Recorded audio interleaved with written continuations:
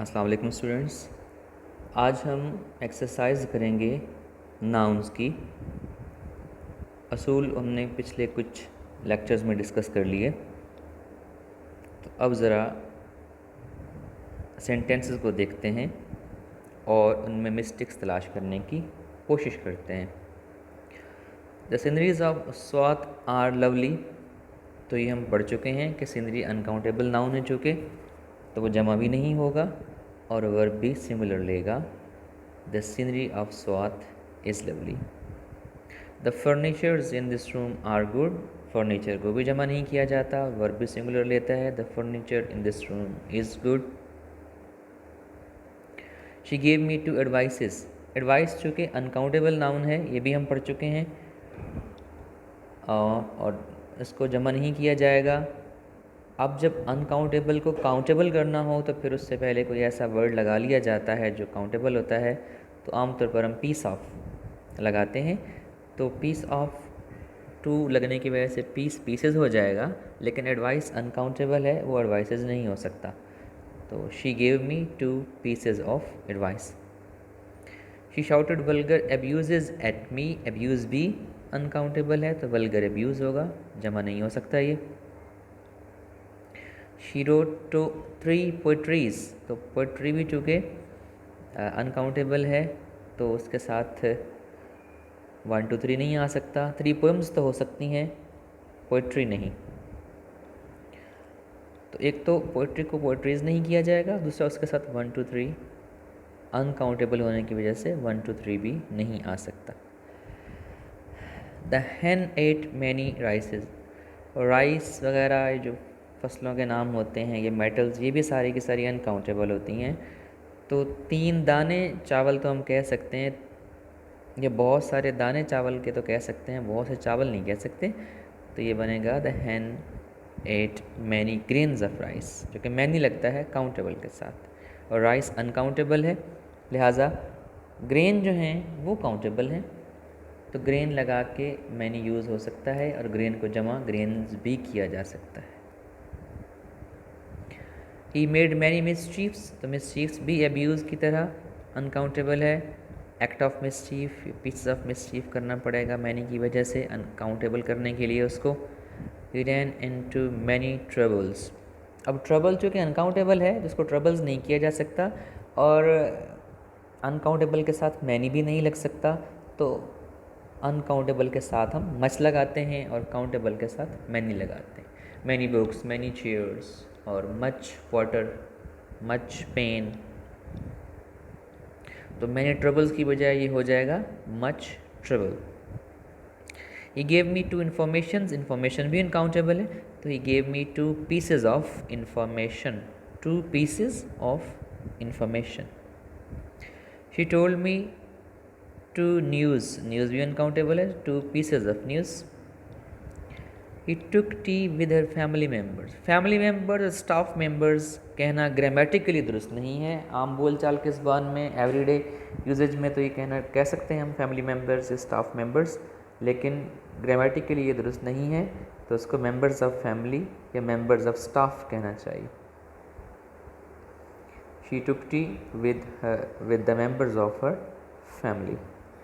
Cattle is eating grass, कुछ हैं verb जो कुछ ऐसे नाउन हैं, ग्रुप्स के नेम हैं जो वर्ब जमा लेते हैं। कैटल है, जैसे पीपल है, वर्मन है, जेंट्री है, पोल्ट्री है और पुलिस भी।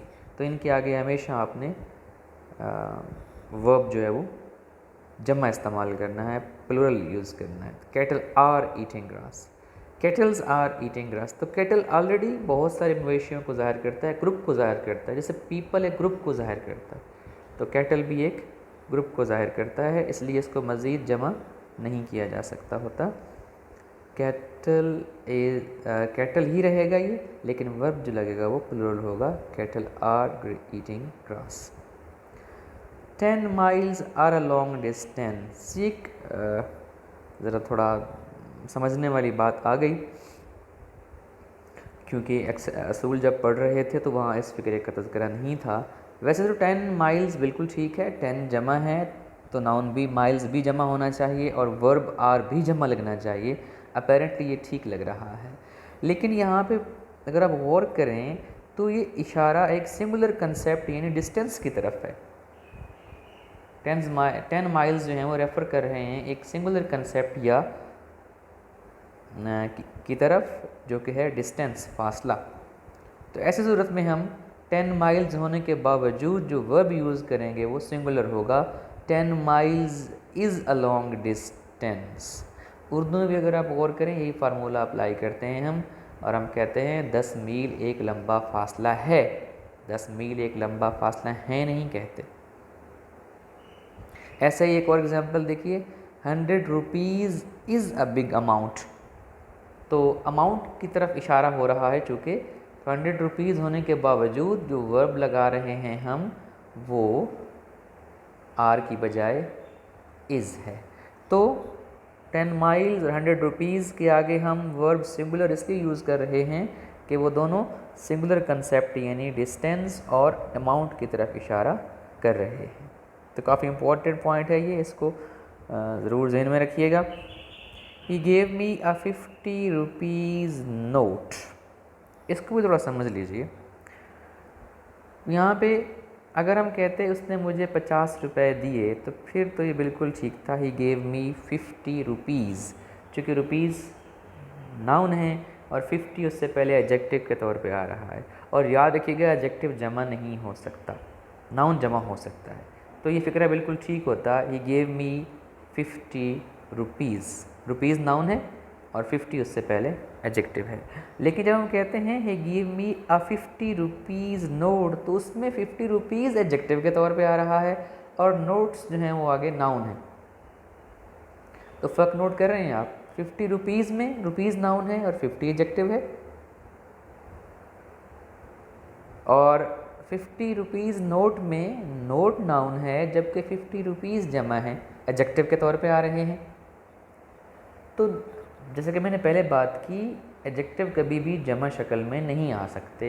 एडजेक्टिव का वाहिद जमा नहीं होता है, वो तो नाउन होते हैं वाहिद जमा। तो जब हमने नोट को नाउन के तौर पे लिया तो 50 रुपीज़ एडजेक्टिव है, चूँकि कितने का नोट, 50 का नोट, ये एडजेक्टिव का काम कर रहा है, लिहाजा उसको 50 रुपीज़ अब नहीं कहा जा सकता बल्कि उसको 50 रुपी नोट कहा जाएगा। तो 50 रुपी एडजेक्टिव हैं, ये सिंगुलर रहेंगे, और नोट जो हैं वो नाउन हैं। तो he gave me uh 50 rupees की बजाय आ 50 रुपी नोट। इसी तरह एक और सेंटेंस देखिए, he participated in a 10 mile race. तो यहाँ पे रेस नाउन है और 10 माइल, कौन सी रेस, 10 मील वाली, तो ये एडजेक्टिव के तौर पे आ रहा है। तो यहाँ भी 10 माइल्स की बजाय हम क्या कहेंगे, 10 माइल रेस। तो ये 2 पॉइंट बहुत इंपॉर्टेंट हैं, नंबर 14 और नंबर 15, इनको अच्छी तरह से समझ लीजिए। हिज हेयर्स आर करली, ये हम पढ़ चुके हैं। सारे सर के बालों की बात की जाए तो हेयर को अनकाउंटेबल लिया जाता है, ये जमा भी नहीं होगा, हेयर्स भी नहीं होगा और वर्ब भी सिंगुलर लेगा। हिज हेयर इज़ करली। पॉलिटिक्स इज़ अ गेम, मजमूई तौर पर सियासत के मानों में ये लफ्ज़ इस्तेमाल हो तो सिंगुलर होता है, politics is a game. 2 sheeps are eating grass, sheep की जमा शीपी होती है, और 2 की वजह से पता में चल रहा है कि ज़्यादा भेड़ों की बात हो रही है, तो हम शीप को शीप ही रहने देंगे और वर्ब जो है वो 2 की वजह से वर्ब जो है वो आर लगाएंगे। 2 sheep are grazing eating grass. I like fresh fruit, fruit को आमतौर पर सिंगुलर और वेजिटेबल को जमा ही इस्तेमाल किया जाता है। अगर आप कहते हैं मुझे फल और सब्ज़ियाँ पसंद हैं तो आप कहेंगे I like fruit and vegetables. लेकिन वही फार्मूला फिर जो हमने फ़िश पे अप्लाई किया था कि जब मुख्तलिफ़ वैरायटी की या मुख्तलिफ़ किस्मों की मछलियों की बात करनी हो तो फिर हम फ़िशेस कह सकते हैं। तो यहाँ भी अगर आप मुख्तलिफ़ किस्म के फलों की बात करना चाह रहे हैं तो फ्रूट को फ्रूट्स किया जा सकता है। तो आम मानों में ये फ्रूट ही रहेगा, आई लाइक फ्रेश फ्रूट। और he grows a variety of fruits, अब यहाँ वैरायटी की बात हो रही है, किस में गिनवाना चाह रहे हैं हम फलों की, तो यहाँ पे हम कह देंगे he grows a variety of fruits. यहाँ फ्रूट को फ्रूट्स किया जा सकता है। आई बॉट 2 डजन एग्स, तो हम ये पढ़ चुके हैं, डजन, मिलियन, 100,000 वगैरह ये जमा नहीं होते। आई बॉट 2 डजन्स की बजाय आई बॉट 2 डजन एग्स होगा।